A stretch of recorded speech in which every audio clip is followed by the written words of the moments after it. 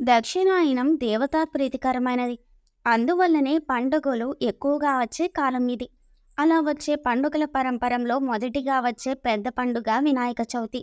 వినాయకుడికి అనేకమైన నామాంతరాలు ఉన్నాయి. రూపాన్ని బట్టి, అవతార విశేషాలు బట్టి, ప్రశస్తాన్ని బట్టి ఆయా పేర్లు వచ్చాయి.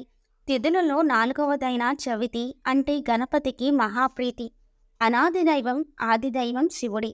శివపార్వతులు ఆది దంపతులు. ఈ ప్రేమ దంపతులను సకల లోకాలలోనూ సకల జనులు ఆరాధిస్తూనే ఉన్నారు, పూజిస్తూనే ఉన్నారు.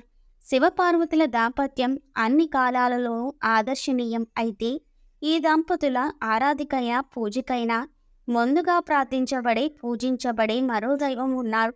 ఆ దైవమే గణపతి, సకల లోకనాయకుడు, వినాయక నామధేయుడు. ఇంతకీ గణపతి ఎవరో కాదు, ఆది దంపతుల అందాల పుత్రుడే. వినాయకుడే పరబ్రహ్మ సృష్టికారకుడు, పోషకుడు, లయకర్త కూడా. ఆయన నేని గణేష సంబంధం పురాణాలు చెబుతున్నాయి. గణేశుని ఆకృతి పరబ్రహ్మ రూపమే అని వేదాలు కూడా చెబుతున్నాయి. ఏనుగు ముఖముతో గణేశుణ్ణి ధ్యానించడం వెనుక అందరికీ పరమాత్మతత్వం అర్థమయ్యేలా బోధించాలని మన ప్రాచీన పురుషుల సంకల్పం దాగి ఉంది. గణేశుని ఆరాధనతో సకల దేవతలను పూజించినట్లు అవుతుంది. గరికను దుర్వ అని పిలుస్తారు. వేదం దీన్ని గురించి ప్రత్యేకంగా చెప్పింది. గరికను తాకితే దుస్వప్నాలు నశిస్తాయి. గరికను స్వామికి సమర్పించడం మరింత తేలిక.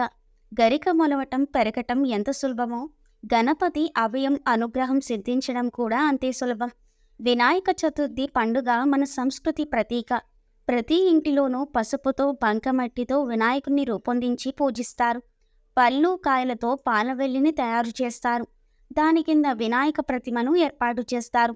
కొండంత దేవునికి కొండంత పత్రి తీగలను అనుకుంటూ ప్రతి ఒక్కరూ యథాశక్తిగా పత్రి సేకరించి వినాయక పూజలు నిర్వహిస్తారు. వినాయక చతుర్థి నాడు పూజలు అందుకుని వినాయకుని వరసిద్ధి వినాయకుడని పిలుస్తారు. యుగ యుగాల నాటి వినాయకుని గాథలను వరసిద్ధి వినాయక వ్రతములో భాగముగా పఠిస్తారు. వినాయక తత్వాన్ని అవగాహన చేసుకునే ప్రయత్నం చేస్తారు. 9 రోజుల పాటు భక్తుల పూజలు అందుకొని జలప్రవేశం చేసే వినాయకుడు ధనధాన్య సమృద్ధి, ఆయురారోగ్యం, అష్టైశ్వర్యాలు అందరికీ కలిగించుగాక అని ప్రార్థిస్తూ వరసిద్ధి వినాయక పూజా విధానాన్ని ఆచరిస్తారు. ఆ వరసిద్ధి వినాయకుడు మన అందరినీ అనుగ్రహించుగాక.